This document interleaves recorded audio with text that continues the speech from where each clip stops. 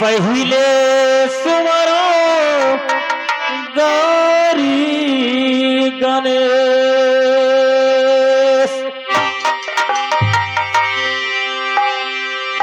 राम हो सुमरो अयोध्या होता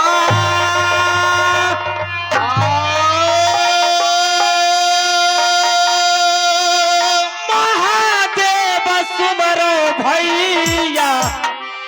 कैलासपुरी को कृष्ण हो सुमरो श्री द्वारिका धाम हरे सुमरो पवन वीर हनुमान लिया बाजा राना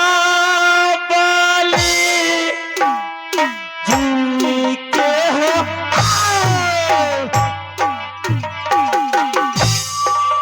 थोड़ा हो सो मरिए को हमें या अमर जी के लिए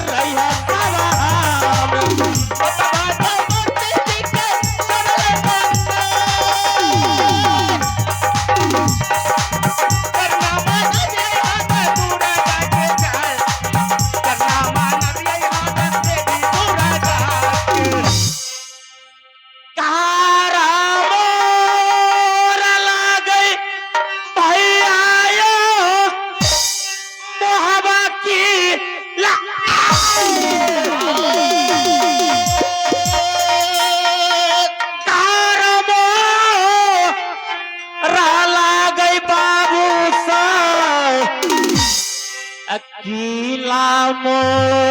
ओहा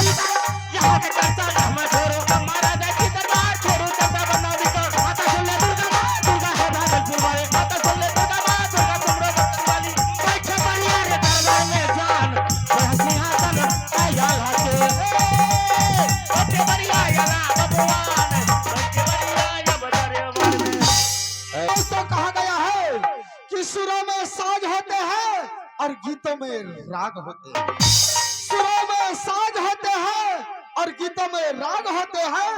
हमारी गलतियों पर ध्यान मत दीजिएगा दोस्तों, क्योंकि चांद में भी एक राग होते हैं। हेलो से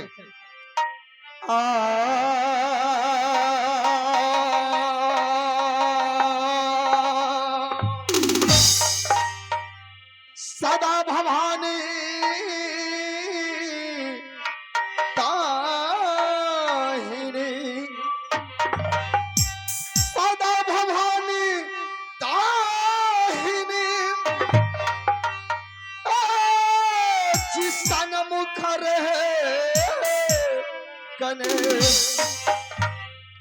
पांच देव मिल रक्षा करे, एज ब्रह्म विष्णु महेश।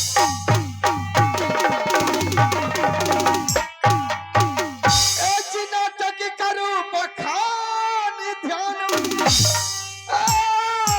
सुमरो सरो सती मैया, केवल आस तुम्हारी है माँ, एज पार लगा देना।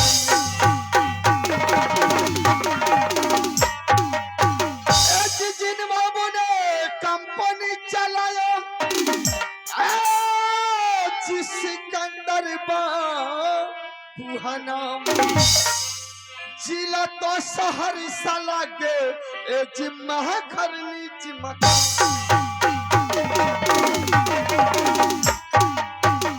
जिम्मा घर का मैया सिमोसी, जिम्मा घर नी जिमका, सिकंदर कंपनी का एक्टर हूँ, निर्धान निराला।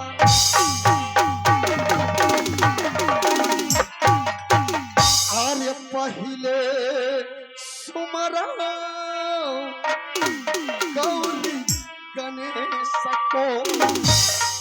राम हो सुमरा अयोध्या,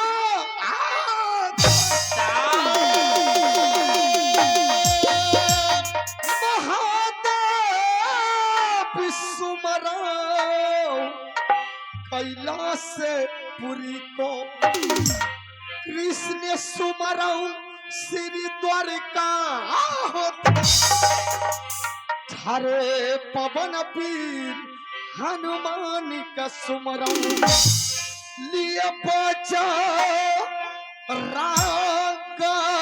बलि जी के नाम, थोड़ा हो सुमरिए भैया बनता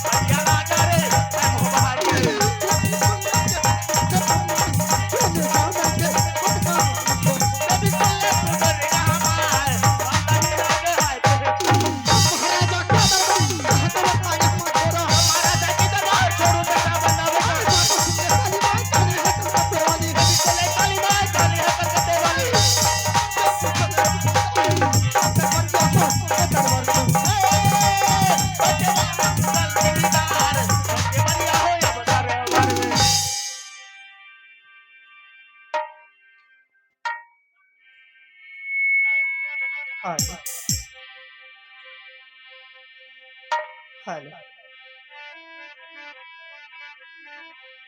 मैया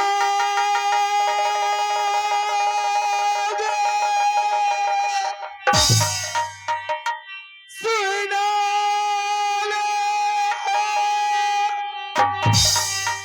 हे गे सैरा बाली गे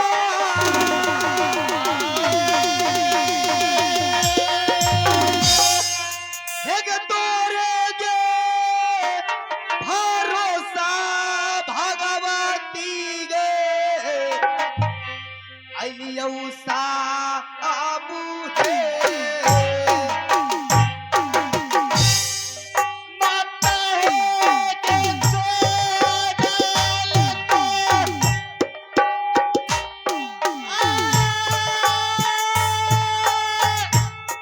सदा पाली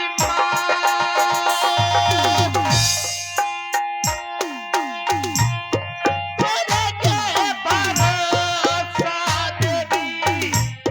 हेलो सब आईबा तोरे गे हे भरोसा भगवती कैसा बुहा अलियौ गे लगाई आजू के रतिया भैया गे रैना में के बिसई है आई तोरे के भरोसा के देवी सब लगा आज तेरा रतिया देवी हेलो सब आईबा बेटी बैठ के आबै गे जियै सब हे में भइयो गे गाय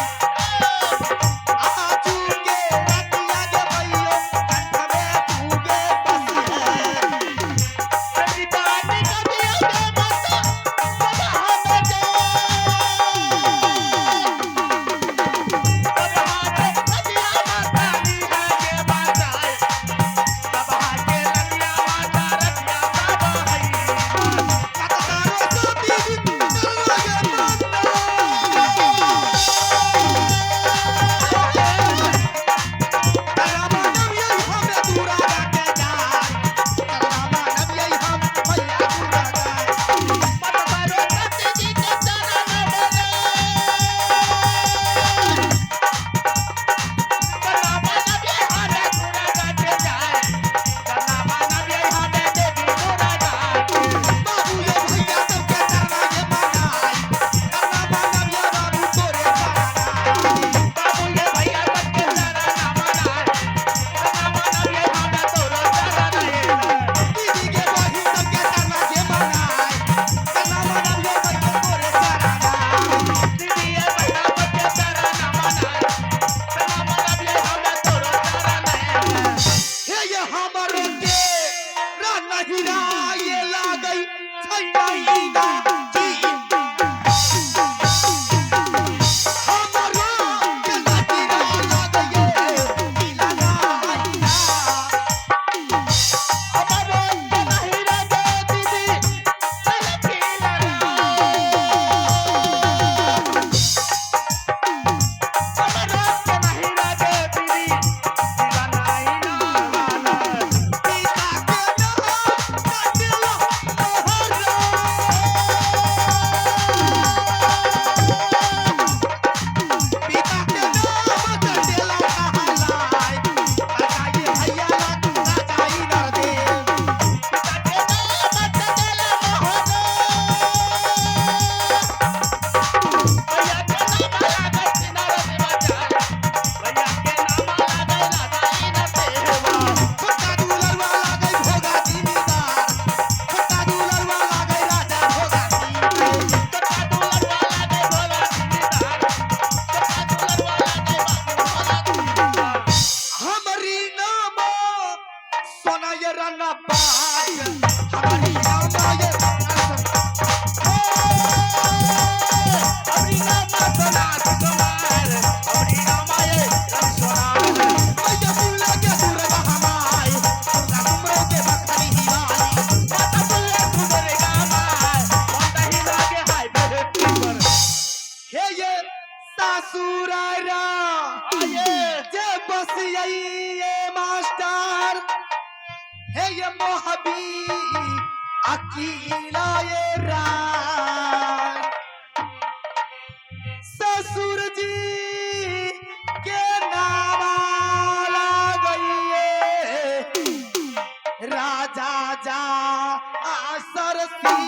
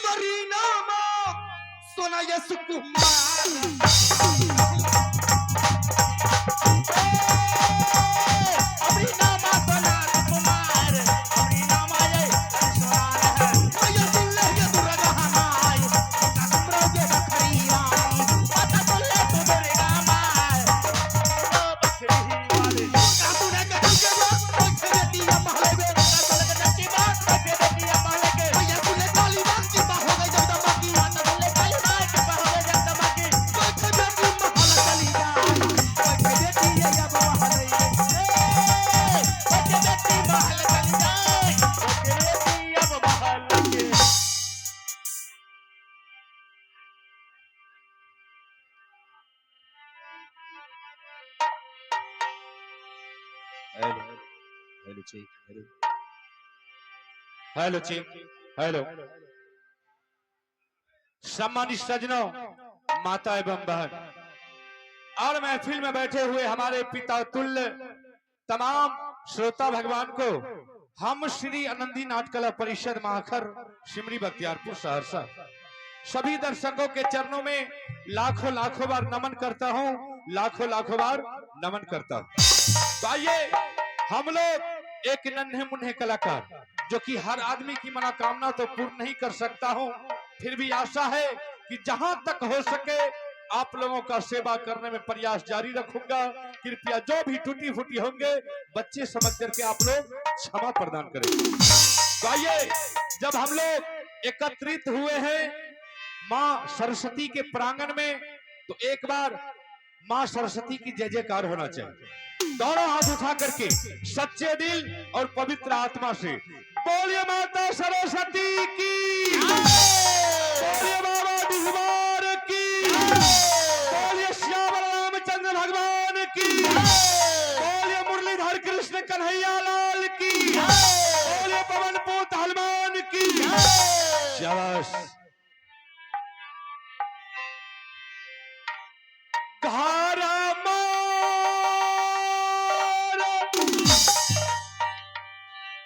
गई बाबू सब है उरियल की लायौरा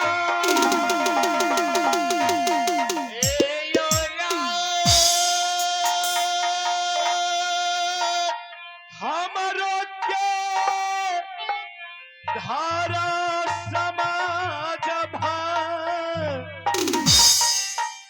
कि हिलायौरिया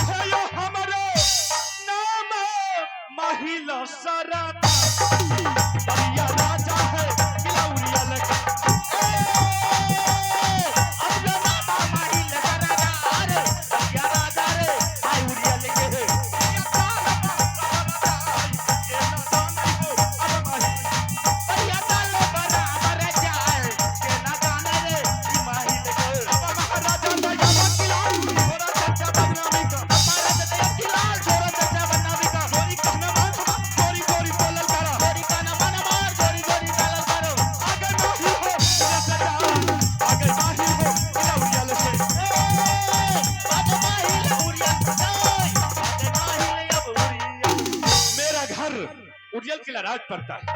और मेरा ही नाम माहिर सिंह। एकावनों किला में कौन नहीं जानता है कि माहिर सिंह कितना बड़ा ईमानदार आदमी है। ईमानदार तो है लेकिन खतरनाक भी है। माहिर सिंह का काम है हर देश में जाना, हर घर घर जाना, बाप बेटा में झगड़ा लगाना, भाई भाई में झगड़ा लगाना, सास पतहू में झगड़ा लगाना और गोतनी गोतनी में झोटम झोटी मुक्का मुक्की करना। लेकिन आप लोग समझते होंगे कि माहिर सिंह इस कलयुग में झगड़ा लगाता है, नहीं। अरे माहिर सिंह तो चारों युग में अमर है, सतयुग, त्रेता, द्वापर, कलयुग। आइए, अगर सतयुग में नारद बाबा नहीं रहते, सतयुग में अगर नारद बाबा नहीं रहते तो राजा दक्ष का जग भांग नहीं होता। त्रेता में अगर राजा विभीषण नहीं रहता, त्रेता में अगर राजा विभीषण नहीं रहता तो कोई मां का लाल वीर बलवान पैदा नहीं लिया था कि कोई रावण को मार सकता था। वही राजा विभीषण ने भगवान श्री राम को युक्ति बताया और भगवान श्री राम ने जाकर के रावण का वध किया। आइए, द्वापर में अगर मामा शकुनी नहीं रहता, द्वापर में अगर मामा शकुनी नहीं रहता तो द्रौपदी की चीर नहीं खींची जाती। कलयुग में साक्षात देवता के रूप में माहिल सिंह, जिसको हम लोग कलयुग देवता बोलते हैं, जो जैसा कर्म करता है उसको वैसा दंड देता है। तो आइए, आज मेरा झगड़ा का शुरुआत इसी ग्राम कराची से चालू हो रहा है। आना नहीं करियो, ग्राम में हमारे दोस्त रहे छे, बुझलिए। अच्छा, यहाँ के दोस्त है? हाँ। खैर कोई बात नहीं, अगर मास्टर साहब का दोस्त है तो मेरा भी दोस्त है। हम इस गांव में कूश का कलेफ लगने के लिए नहीं देंगे, ये मेरा दावा है। अरे दुश्मनी तो वहां जाकर के करना है जहां की मेरा दुश्मन रहता है। मेरा दुश्मन शायद आप लोग नहीं जानते होंगे,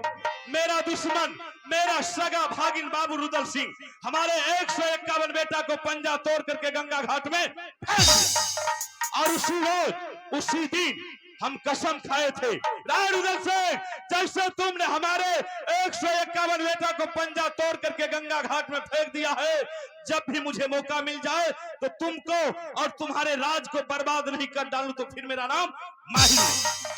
लेकिन आज तक मुझे मौका नहीं मिला। आज हम यहां से चलते हैं क्योंकि मुझे पता है कि हमारे बहनोई जासर सिंह का दोस्त बनारस किला राज में ताला सैयद है।